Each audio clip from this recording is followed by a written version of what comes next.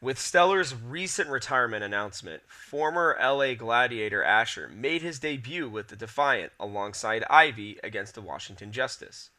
With Stage 1 behind them, Toronto began Stage 2 on Oasis. Aid returned to the starting lineup for the Defiant in place of Rocky. Yakpung returned to his preferred Winston pick, and Toronto's aggression would not be hindered with the newest Lucio changes. Asher's addition offered more availability of hit scan heroes for the Defiant. After taking Gardens, Asher's soldier locked down the high ground at City Center and pinned down the Justice as they approached. Between Asher's crossfire and Ivy's Farah, Toronto decisively claimed the first map of the series. On Hanamura, the Defiant continued their DPS flexibility with Neko beginning on Widowmaker. Without much individual success from each hero, Washington's inability to touch the point on defense would allow Toronto to reach 99% capture at point A, leading to the eventual cap. Much of the fight on point B seemed nearly continuous, with eliminations coming through on both sides. Washington's early bunker formation managed to stall point A enough to give the Justice enough time to hold off Toronto's final attack. The Defiant came close several times, but Washington's quicker response prevented the final capture. On defense, Neko began on Baptiste with outstanding results.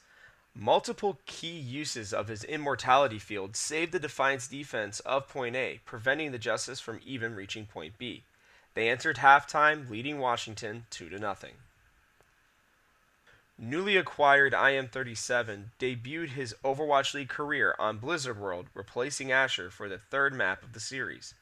Despite Washington's hefty bunker defense, Toronto displayed marvelous innovation, utilizing multiple hit scan options between both IM-37 and Ivy. It was clear Toronto entered Blizzard World with a set strategy to avoid directly contesting the high damage composition from the Justice. Their final cap was highlighted by a massive earth shatter from Yakpung.